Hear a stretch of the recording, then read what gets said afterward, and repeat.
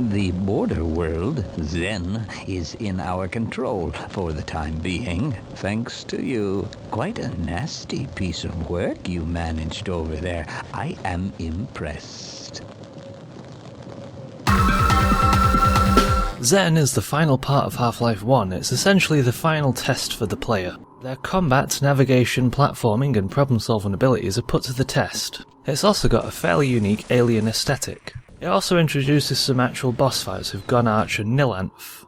I quite like it, but online I see a lot of people complain about it a whole lot. Some people complain about the platforming, but I don't think it's too hard or excessive. If anything, the lower gravity makes it easier and gives you a lot more room for error. The first map of Zen kind of lets you practice this with a bit of jumping. Plus, if you've managed to get this far in the game, you should be pretty good at platforming by now. To be fair though, there is this one area you get teleported to during the Nilanth boss fight. It can be a bit tricky, but this is at the end of the game, so it is supposed to be hard, isn't it? And if you're desperate to not get teleported away to these extra areas, you can always dodge behind one of these mini stalagmites. Or you can just fire the hive hand at the teleportation balls, and that deals with them. I'm not sure this is intentional game design though, but it works quite well. Emergent gameplay. Some people complain about the level design, saying that it's a bit too different from what the players dealt with up to this point. I think Zen's level design's fine really. It's a weird otherworldly place between dimensions. It's not meant to make too much sense, what with the floating islands which might be alive, and they're trying to digest you. And the cool skyboxes. Plus there's some neat stuff here, like a stealth section and some vortigaunts which are neutral towards you. Some people do complain that the player is just arbitrarily stumbling through the levels of Zen without a real goal in mind, but I think Half-Life's always been like this. You've always been on a linear path with a vague goal in mind. For the Earthbound sections we have a few vague goals: get to the surface, launch the rocket, track down the Lambda team, and just before we get to Zen we get told to defeat a being of immense power. We suspect there is an immense portal over there, created by the intense concentration of a single powerful being. You will know it when you see it. I hate to say this, Gordon, but you must kill it if you can. Yeah, you'd better kill it. Black Mesa does try to improve this a little bit by having this ominous red tower be ever present throughout many of the levels. It looks like an obvious goal. Some people complain about the health pools. Gone are the standard health charging stations that players are used to. Instead we stand in an area and get healed slowly. But you're not forced to use these. There's still a fair amount of health and armour pickups scattered throughout the levels. I think these sources of infinite health are fine really. They force you to take a break from the action with their slower rate of healing. By comparison, the health chargers back on Earth only have a limited supply of health before they're depleted. Plus, if you do take a lot of damage in one section, it might be an indication that you need to reload a save and try again and do it better.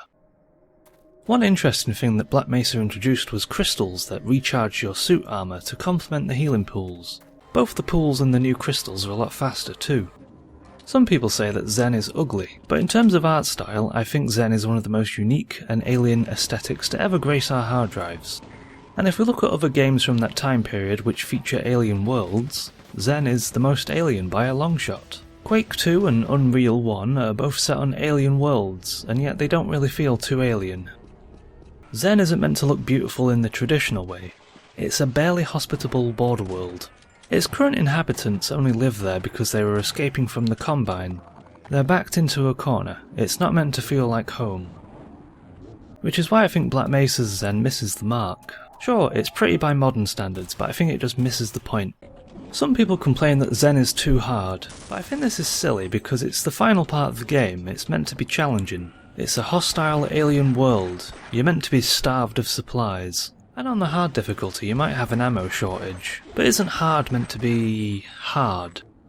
There is this recurring idea that Zen must be bad because Gabe Newell himself disavowed it, but I think people are twisting the truth a bit here. From what I can tell, this idea stems from an Ask Me Anything thread on Reddit, where Gabe was answering a few people's questions. Gabe was talking about how he was heavily involved in the development process with the original Half-Life, and because of that he just sees the game as a series of trade-offs and compromises. He mentioned Zen being a regret, but I don't interpret this as Gabe Newell saying it's bad. And if we look at the Mark Laidlaw emails, we'll find that the Zen sections of the game weren't planned out as much as previous sections. I think this just means that when it came to Zen, Valve didn't have enough time to refine that part of the game. The Earthbound sections of the game had a lot more time to be refined, and have ideas and concepts explored more, whereas Zen didn't have as much time put towards its development. This does lead some people to say that Zen was rushed. It just means it wasn't as amazing as it could have been. I think Valve probably wanted to spend a bit more time on the game to explore some more ideas and concepts, but obviously they had more time and money constraints back then. Compare that to more modern Valve titles. They like to take their time and really make sure that they get things right. So what I think has happened here is that people have projected their own opinion of Zen onto what Gabe Newell has said. They've taken it from what was essentially Gabe wishes Valve had worked on Zen more to Gabe Newell regrets and hates Zen, he's disavowed it. Black Mesa does add in a few things and tries to explore some ideas and concepts. A jungly swamp with a lot more water sections, more interconnected level design, less teleportation, and a base camp and much more evidence of Black Mesa explorers being in Zen other than just HEV suit wearing corpses. However, none of this is really a new addition to the Half-Life series because Blue Shift already did all of this first. We've got water sections, we've got human equipment left about, and the Zen levels are one solid stream of connected areas without teleportation in between them. I think some of this hate for the original Zen might have spurred from how the Black Mesa developers opted to radically change the Zen section of the game, and they took several years to release Zen.